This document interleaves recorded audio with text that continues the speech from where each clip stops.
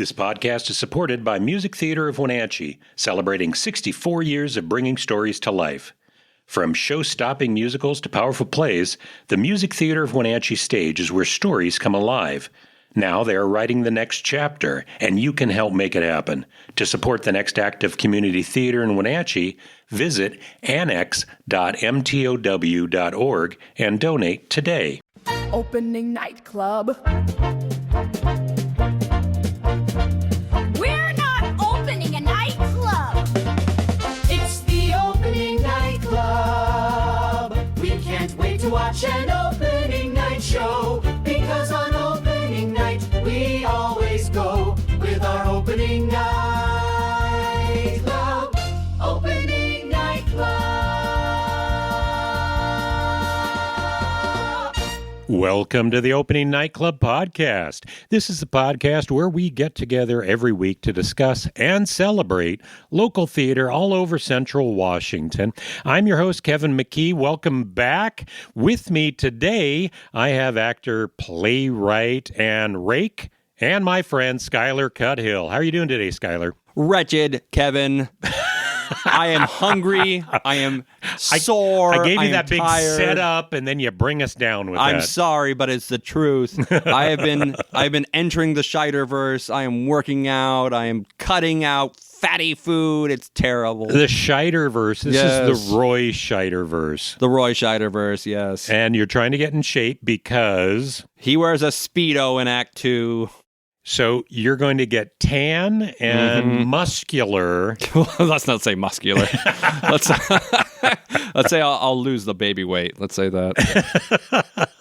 No, it's perfect weather for tanning. Right now, it's like 80 degrees outside and the sun is shining. It's been gorgeous. Yeah, so I'm going to go home. What a great apple blossom weekend. Yeah, I'll go finish my chores or whatever, and then I'm going to lay down, right? Yeah. Roy Scheider, he was very fit. People were fitter in general in the 70s, right? So for The Shark is Broken, that is my job, is number one, memorize and deliver lines, but number two, physically emulate the golden god, Roy Scheider. So you've got a month and a half, 2 months to get abs. I'm not getting it. This is not happening. I will be happy if I do not embarrass myself in the Speedo. Let's say it like that. Okay. Yeah. Okay. But I'm trying. I went to the gym 4 times last week, and the one day I didn't, I was loading hay in a freighter. Oh. So I was doing the agricultural equivalent of going to the gym. Yeah. Let's be clear. That's a functional workout is what that is. Lugging them bales around. Okay. The hay was really poor quality. If it hadn't been 2 hours away from my house, I would have just driven home. I'd be like, this is clearly not the hay in the picture. I'm like the guy that gets hoodwinked by the fast food commercial or whatever. Oh. The burgers look so good, right? Yes. When they're being advertised. And then you get them and you go, but it's all fine. It's all fine. I do have some other news. There's been some reorganization. And I am now out of America Sings and Macbeth, and I am now into 1776. Yes, you're joining the revolution. Yes. A cast member of 1776 had to drop out for personal reasons, and they cast around, pun intended, and they found me. Yes. And I do owe a great debt of gratitude for a bajillion reasons, but especially this to Cam Curtis and JJ Hernandez for very, very graciously allowing me to exit Macbeth after I had made my commitment. I know it's bad. I'm half German ethnically, so I'm very people should do what they're supposed to, right? And then we'll all get along. So I hate that I'm not doing what I'm supposed to, but I really got to be in a musical, and other things didn't work out or what have you. It's a big show. Yes. 1776 is a big show. You were second, third murderer in Macbeth. First murderer. Kevin. You were first murderer. First murderer. And we hadn't started rehearsals yet for Macbeth. Yeah. Right? Yeah. And you did the right thing by talking to the director and the producer and saying, is it okay? Yeah. And they gave you their blessing to be in 1776. I love 1776. We talked about it pretty extensively on this show.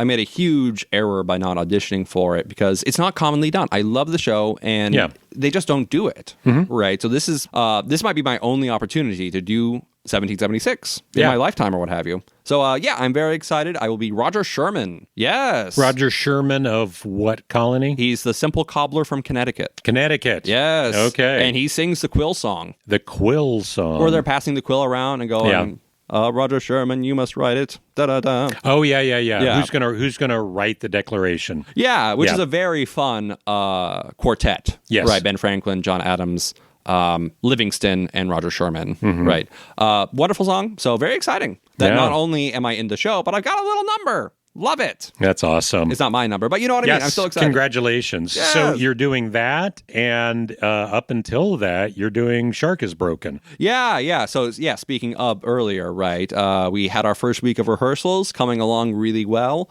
I'm going to blow your mind. Pete and Adam are very good at this acting thing. And Pete actually cut his facial hair. He has gone Quint mode. Yes. He has got the crazy sideburns and mustache, and it really becomes him. Yeah. And it's a good look. That's part of like the fun of theater for me is you see, oh, what would I have looked like in the 19th century, or what would I have looked like in Rome, right? This is like alternative Skyler or whatever.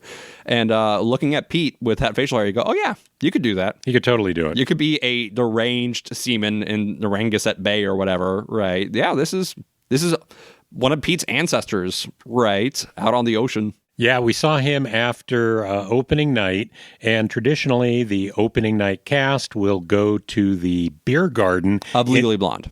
Yes, the opening night cast of Legally Blonde will go to the beer garden in the middle of the park, and we've got some hangers on from the Shark is Broken that showed up there as well. Some yahoos. Yes. So we were able to have a few beers after the show in the middle of the park, which was a lot of fun. Big thanks out to the Blossoms and Brews crew who kept it open for the cast after the show. So we were the parasites, right? My guys, but you were not a parasite. No, I've been working backstage. I've been on the fly the whole time, and I've been getting my functional workout every night, raising and lowering some really big pieces of fabric. Now we're talking. I was able to go down and walk the parade route, which I love to do, see my friends as I'm walking along the parade route, and ran into, of course, theater people.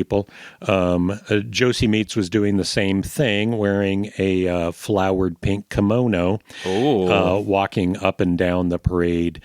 He was getting paid for it. I mean, he was a reporter, man on the street, reporting on the parade. Josie Meats, man on the street. Yes. Did he interview you? Was he doing like man on the street interviews? We talk a lot, and he used to quote me a lot, and I've told him stop doing that. So really? I don't. Yes, because I never know when I'm talking to Josie off the cuff having a beer if that's going to end up in the newspaper. So I can't be catty when I'm talking around Josie if he's going to quote me. There's a general rule now in effect. Yeah. Okay, that's smart. This is smart. off the record because Yes.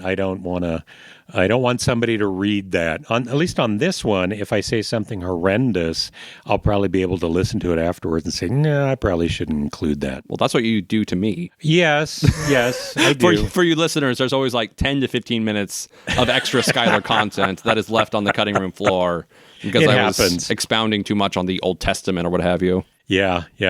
You are missing out. You listeners at home, ask me for the director's cut. I'll give it to you. That's right. You'll have to join our Patreon, and then you can get the whole thing. You are the director. This is the director's cut. It would be the crazy sidekicks cut. That's right. This would be the Andy Richter cut. Yes. Right. No, we've had a great time with Legally Blonde. The first couple shows were a little thin on audience, and they've really picked up. Word of mouth has got around.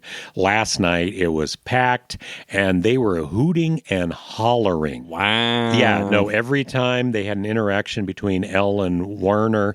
Boo! Oh, we yeah. hate you, Warner. That was totally it. It was like a Elle is beautiful. It was a melodrama, and it was bad when Vivian says that Warner's my boyfriend. Wow, they went nuts. The older I get, whenever like that's meant as like a dramatic line, he's my boyfriend. I'm like, oh my gosh, lady. Wow. Your boyfriend? Wow. Did you share a hamburger? And when he proposes, they went nuts. Oh. When he proposes to Vivian. Okay. And then later when he proposes to Elle, after she's totally succeeded and found out that she doesn't need him. Mm-hmm. Oh, man.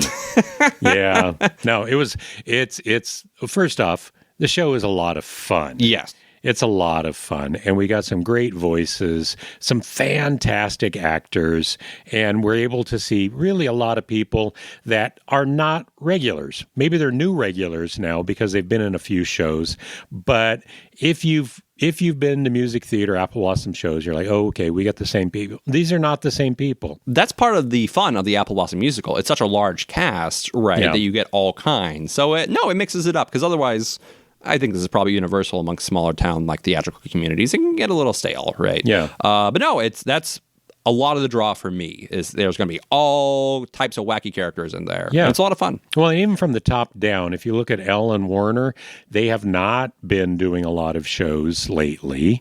Stephanie. Yeah.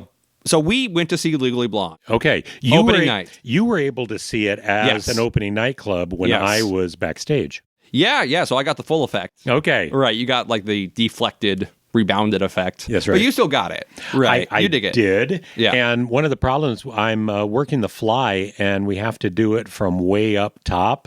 And so we'll do it at the midpoint rail, and the sound up there is horrible.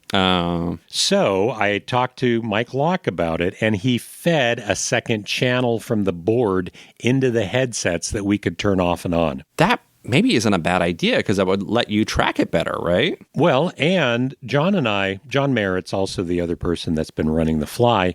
And so we would sit and watch, but we really couldn't pay attention much because we couldn't hear. And so we would just sit on chairs back there. But now that we can listen to it, we're hanging over the rail, watching everything happen. And it sounds so much better, and it's such a better show when you can actually hear it. You're watching the hairdos, Bob. Yes. Yes. Now, we're watching people, we're watching the dance from up above. We're watching the Irish number where they do an actual pinwheel. And we're one of the few people that can see the pinwheel. Instead of understand the implication. Yeah. Right. But we really loved Legally Blonde. Great energy, great cast. When you think of Legally Blonde, of course, you think of Elle. Because Elle is the show. She's the Maria of the show. Yes. Right. She's in everything. That's what I said to Stephanie afterwards. I was like, you sang every number, lady. And she did. Right. And Stephanie was wonderful. Stephanie is an old pro, right? She was like a really, really important pillar of the theatrical community here. And then she made probably the best decision you can, which is she took a couple of years off to have some beautiful children. And now she's back, folks. And now she's back. I cast her as Maria up in Leavenworth Summer Theater, and she was fantastic. She really can hold down this show. Just a fantastic voice. And she has so many costume changes. She was going to be in the original pre-COVID cast of Mamma Mia, which I was in. Okay. Right. You were in the post-COVID cast. Yes. Right. But we only got like a month of rehearsal in. It wasn't very significant. But she was pregnant at the time. Oh. And we all thought it'd be a very fun character texture thing for her to be pregnant during the show. Right. Because it's all about, paternity or whatever. Yes. Right. Yes. So it might be fun. All right. Give a little more sauce to it. Oh. But yeah, it didn't work out. It's a single mother giving birth to a single mother. Yeah, it makes you think, doesn't it? Oh. But no, Stephanie was wonderful. Really strong voice, really strong presence, excellent chemistry. And then the second thing you think of with Legally Blonde is the Delta News, the girl ensemble. Yes. Right. The boy ensemble is important too, but it's about the sorority, right? Yeah. And especially the Delta News were great, and especially they had the trio, which was Catherine Ross, Eloise, and Maddie Atwood. Yes. And they were great. And Maddie was blonde. It was the weirdest thing. I thought really she was. had dyed her hair. It's a really good wig. The wig is excellent. I also assume so. Because the wig is excellent. Yeah. Right. And also, she doesn't have her glasses on. So when she came out, I was like, what? And then she opened her mouth. I was like, oh, it's Maddie. Yeah. So speaking of, it's fun seeing alternative you. This is Maddie if she was a sorority girl in L.A. 20 years ago or 30 years ago, right? No, they were fantastic. Of course, when Elle goes to Harvard, they're left at UCLA, but they show up in spirit form as the Greek chorus. And the Delta News, there's a lot of Delta News. Yeah. There's a lot of Delta News, and they're able to put on some really big dance numbers. The vocals are so big in those numbers. The formations were great. Yeah. And so I wrote down, of course, that I wanted to compliment the beautiful Allison Cooper and Katie Perez, who were the co-choreographers. And they've been doing this for a little while now. Yeah. Right? So I think the dancing was just great. Great job, Lee. And I think there was a little pre-casting that happened in this. Oh. Yes, because Bruiser Woods is actually Katie's dog. Wow. Yeah. The nepotism. The nepotism It makes you in this sick show. to see it. There are so many dogs. Didn't get a fair shake. So, yes. It's all who you know, isn't it? There is a dog that shows up later that Paulette owns, and that one is actually Chuffles. Chuffles Higgins. Chuffles Higgins. That is Brian and Sarah Higgins' dog. Both the dogs did not really look like they wanted to be there. They looked overstimulated. Yeah, Chuffles was overstimulated, but he loved people. Oh, yeah? Yeah. Trout, who is playing Bruiser. Yeah, that dog did not. There were several times that Stephanie would have him on a leash, and you could tell he had dug in. Yeah. And if the stage had not been as slick as it was, he would be able to stop a little bit, but she was just sliding him across the stage. Yeah, like when I need to trim the hooves of my goats, or if I have to take the dog to the groomer. Yes. Right, that same kind of. Yeah. I'm being physically overmastered, but I will fight you as hard as I possibly can. Yeah. No, that was very charming. And the dogs are cute. Yeah. They're very cute. Chuffles was like a French bulldog. Very, very good looking dog. Great job, Higgins family. I hope you're proud. But yeah, speaking of, there's not only are there multiple dogs, there are about 1 billion locations in this show. Yes, there are. It's almost like it was a movie or something. Because normally in a play, like you start in one location and then 50 minutes later you change to the next location. And then probably in Act 2, you go back to the first location. It's set up to be simple, generally speaking, unless it's like a Broadway extravaganza or whatever.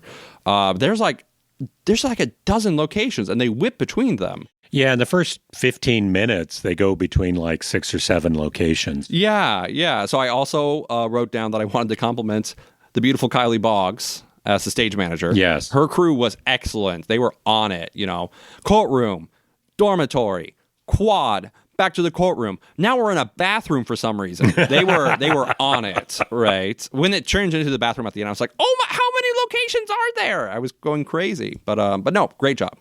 No, yeah, I'm so happy for all of the people. We've got a lot of people we have not seen on stage here in quite a while.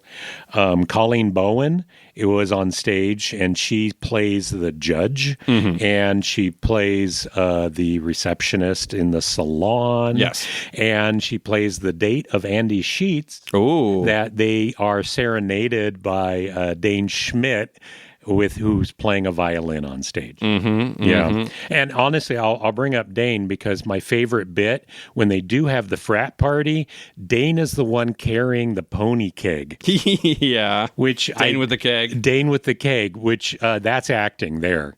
I can't see Dane at a frat party carrying a pony keg. I have drunk with Dane. This has happened. Yes, is he a beer drinker? I have never seen him like 3 sheets to the wind, though. Yeah. I'll say, the young people, the culture's changed. Yeah, it's just different. It's just different. I also wanted to compliment Haley, who was Brooke Wyndham. Yes, and Haley, she's magnificent. Very physically demanding role. Jump roping and singing and so on and so forth. And it was. Number one, super charming that she had a sexy jail uniform. All the rest of them were in like the orange or whatever, right? They had like a jumpsuit. Yeah. And then she had like a special cut one with sequins on it. Right? It's like, oh yeah, she would, wouldn't she? Of course. And she did the most stereotypical musical theater thing, which is that like she does the dance number and then it's immediately into dialogue. And so she was, you could see her chest. She was like, yeah, we gotta fight him. In court, I was like, oh my gosh, This girl is working. Yes. This girl is making it happen, folks. No, that number, it's a big number. It opens up Act 2, and wow, everybody on stage, they're jump roping and singing. It's great. Also, we have a couple of really skilled male dancers too now. Yes. We have Tin and we have Zach Savage back. And Tin, you might remember from Dirty Rotten Scoundrels. He was the guy that was flipping out all the time, right? Fan favorite, huge response. And Zach is back. And Zach was a good dancer back in my day. Yeah. So he's kept it up. He's still a good dancer. He still is. He's a great dancer. He's still a great dancer. But yeah, wonderful. Both the Delta News and our male dance ensemble. Yeah. Special notice. And Zach and Tin, they both play a big role in the second act. Yes. Where Zach plays the pool boy, and they have the big number, gay or European, where they're trying to decide which he is. And of course, when he slips up, brings up his boyfriend, and then says he's not his boyfriend, Tin is the one that calls him out and says he is gay. He's gay and European. No. I hope we're not giving that away. Spoilers for this It's a spoiler. 20-year-old show. That's right. No, Tin was dressed up as a villain in an 80s movie. Right. Was. I love the 80s action films where the villains are all in like gay club wear. You don't see that anymore. And it's such a sadness because it is so much fun. It's just great. You know, I don't know that a lot of people recognized it as gay clubwear at the time. Oh, yeah. No, I remember in high school, we had a lot of guys listening to Judas Priest. Yeah. Right? Oh, And Rob Halford. Yes. Yeah, it was so, looking back, it is so obvious he's wearing leather daddy outfit on stage. And no, we just thought it was badass. Well, it is. Let's be clear. It is badass, but we were thinking badass in a heavy metal. Maybe, they worship Satan or something, but we just didn't see it. That is on my list of theatrical ambitions. One day I need to be in a mesh shirt. Oh. I want this. Yeah. Directors, if you have a show where the villain is wearing a mesh shirt or whatever, give me a call. I'll somehow work that into the Countess of Pocatello. Okay. But yeah. Loved it. And I think probably final thing for me, Alt Skyler as Paulette. She did it. Yeah. She did it. Our girl did it. Our gal did it. Skyler Gingrich-Mendez did a fantastic job. I think she was in Marvelous Wonderettes. Yes. And had a big role there. Yes. But here, boy, she was nailing the comic bits all the way through, has her couple big numbers, and just so happy with the part she got to play in that one. Wonderful voice, excellent tone, right? Yeah. And great job, Paulette. You really caught a good fish there, huh? Wow. Yeah, I got to learn to bend and snap. I got to figure this out. Allison Cooper's husband plays the UPS guy, and wow, the audience loves him. He knows how to strut around in tiny, tight shorts. No, it was tremendous. It was tremendous. It was, ladies, bend and snap. Yeah. This seems to work. Spring the trap, right? It does. It's a great number. It's a great number. Yeah. And then she gets her dog back. Wonderful stuff. I would like to call out Whitney Lee, who has not been on stage apparently in 25 years. Oh. She was the prosecuting attorney with the gorgeous long red hair. Oh, okay. Right? That's Whitney. And she was in the show that we did that opened the PAC, the first Apple Blossom at the PAC. Paul was directing, I was assistant directing and stage manager. And she played Annie. Oh, wow. She was Annie in the first Apple Blossom show we did at the PAC. She was fantastic. And she's back. She got a role in this one. And it's still, Annie's one of my favorite shows that we've done. And that was one of the first times where I would be backstage and I would want to come and watch her sing Maybe. And I would still tear up a little bit every time I hear Maybe. It's a sad song. It's a sad song. It's not a kid wishing for her parents that they'll come and pick her up, not knowing they're dead. They're dead. Yeah, okay, not to give away spoilers for this Annie. 100-year-old show. Not 100 years. It's from the 70s. Gosh, we're just wrecking things today. We are. I do have one final thing I wanted to shout out. The beautiful Rebecca Hargrove, our friend, yes. right, who's one of the witches in Macbeth, and she was the evil sales girl at the top of the show. That's right. Yeah, she almost got Elle, but Elle was just too smart. Yeah. People underestimate her, Kevin. She did get her degree in fashion merchandising. Like it's hard to get into Harvard. But no, Rebecca did great. And, she did great. And Kyle Eberth as Warner. What a great voice and what a step up. I have not seen him in this big of a role, and he nailed it. Really happy that he's able to get into this. We have a fun new group, right? Because we have do. TJ, we have Kyle Eberth, and we have Josh Brack. Yeah. Right. And these are all like post-COVID guys. Mm-hmm. Right. So. No, just so happy. I remember back when I ran things. I think I've moved into the old man parts, and you're Dave Williams. Dave Williams. Yes. Yes. Dave did a fantastic job. And I don't know if it happened when you were there, but he has the best entrance I think you could ask for, where everybody's talking, the doors upstage center fly open, he interrupts, walks all the way downstage, delivers his line, and then starts a song that is his. Right? Yeah, Blood in the Water. He starts Blood in the Water, but when he throws those doors open, he's almost demanding the audience to say, yay! And boy, he nails it, and what a great role. I had a little FOMO. I was a little jealous of that entrance, because that's a great entrance. Well, you had the most important show ever performed in a Wenatchee venue to do. Humon's A Brief Primer. I did. Yeah. Couldn't have done it. Anyhow. Life is about choices, Kevin. It's about choices. But yeah, we love Legally Blonde. It's still running for another week, so if you missed it this first week, please go and see it the second week. It's only the 2 weekends, right? And they're also performing it on Wednesday, Thursday, Friday, Saturday. Oh. So there's 2 shows on Saturday, but Wednesday, I think they have a lot of tickets. So if you have a group that's going, go on Wednesday. It's an easy one to get into. You can get some great seats. Plenty of opportunities still available. Please do see it. You'll miss it when it's gone. You can get close, and you can see that UPS guy when he bends over to pick up a package. Great job, Paulette. Great job. You really made it happen this show. But all right, and then I went to see Little Mermaid. Yeah. At Cascade High School this past weekend. And that was an all-district musical. Yeah, kind of. It was elementary and middle school. So the middle schoolers were like the primaries, right? The kids that like have better diction or what have you. And they like turned the elementary school upside down and shook it because they had about 20 little girls in the ocean ensemble. Is that fish? You asked? No, it's the actual ocean. They're water. Whenever the scene was underwater, about 20 little girls would come on in blue and they would wave their arms to indicate that they were under the sea.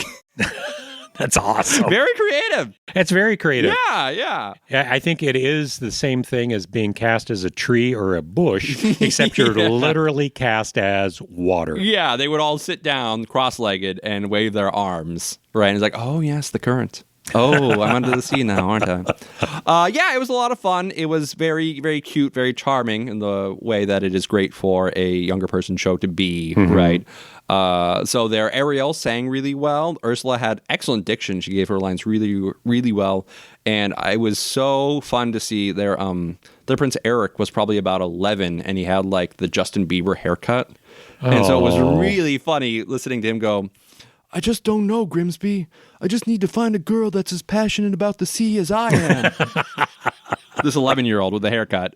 And I was sitting in the audience. I was like, man, there is nothing less important to me in the marriage market than a woman's passion for the sea.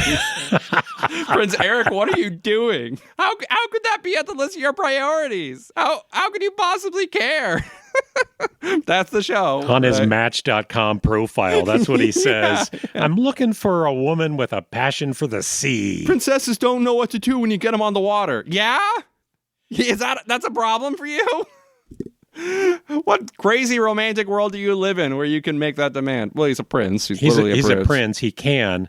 But if any of us have ever heard Brandy, you know that my life, my lover, my lady is the sea. Excellent point.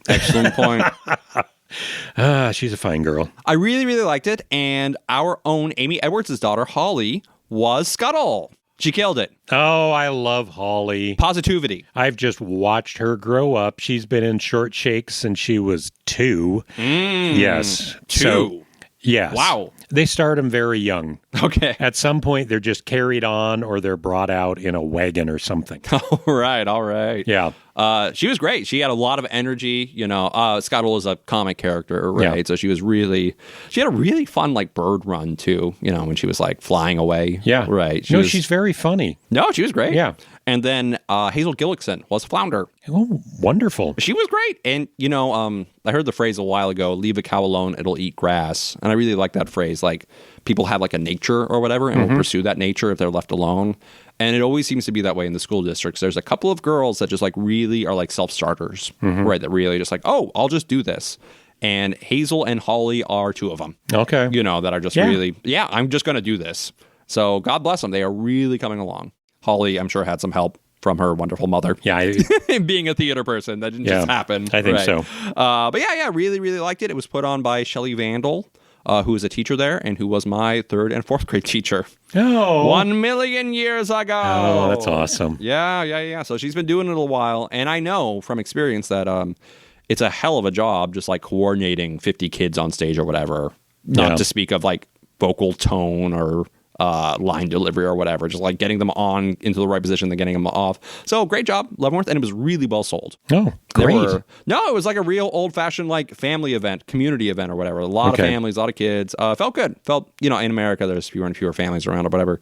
It felt nice. That's awesome. They were setting up chairs, below the stands. It was so well sold. Oh, they had to set up more chairs. Yeah. Okay. They sold out the stands, and then more people were piling in. I parked in like a made-up spot. I was like, people can still get through here. This will be fine. Wow. Right. Really well sold. So God bless them. Congratulations then for the Cascade School District, all-district musical. So, coming up this next week, we've got an opening night on Thursday, which is ARC, and that is the Wenatchee Valley College Student Drama Club is putting on an original musical that they have written, directed, and produced all on their own. Rebecca Hargrove is the advisor for this group, but they are putting this all on. It is based on the life of Joan of Arc, and that is going to be opening up on Thursday. Opening Night Club will be there. If you want to join us, Wahoo! Go right ahead. Wenatchee Valley College, Thursday, the life of St. Joan of Arc set to 90s alt-rock. That's right. Let's do this thing. It'll be good. We also have down at Basin Community Theater, where they are opening up Dear Evan Hansen, and the two leads in that were also two of the main characters in Mamma Mia from Moses Lake High School's production this last fall. So the kids that were playing Rosie and Bill are playing the two leads in Dear Evan Hansen. Are we going to go see that? I think we're going to try to go see it on the 10th. Sunday after Legally Blonde closes. That's the first time I can get to it. Isn't the cast party on Sunday? The cast party is on Sunday, but I'll have to skip the cast party. Oh my God, they give out the golden ham though. I don't think I'm going to get the golden ham. No, so you have no interest. If I'm not getting it, then who cares? No. There are some good golden ham contenders in this Legally Blonde. Yeah. That's some stiff competition in there. Stiff competition. And then this weekend is also the Two Rivers Medieval Fair. So that's the Ren Fair, and it is at the Chelan County Fairground. Oh, so that's not. It's theater adjacent. Yes. If you like theater, you probably also like Ren Fair stuff because it's dressing up. Yeah. But I think I'm going to be there one of those 2 days. Okay. I believe the D&D troupe will be there. Are Cynthia you dressing up? Well, I bought that stupid wizard outfit for the fundraiser. So I was like, it's just sitting there. I could be a wizard. I saw during the parade on, yesterday, there was several people dressed up in Renaissance Fair outfits. Oh. Like big old wizards with cloaks and multi-layers and people in armor. And all I could think was how hot it must be to walk around in a wool cloak. So you're saying there's going to be real wizards there? There could be real wizards. Oh my gosh! So I'll be embarrassed. I'll be like showing up then. Maybe they're going for something else, but it is pointed hat and brim. You think they have like a subclass? You think they're scalds or something? It could be. I don't know. Anyhow. Elementalists. So we've got a lot coming up. Go see Legally Blonde if you haven't seen it. We've got lots of ways to see theater. If you have the opportunity to go to Moses Lake, see Basic Community Theater's Dear Evan Hansen, go do that. Go to the Renaissance Fair. But whatever you can, make sure that you always go out and see another opening night.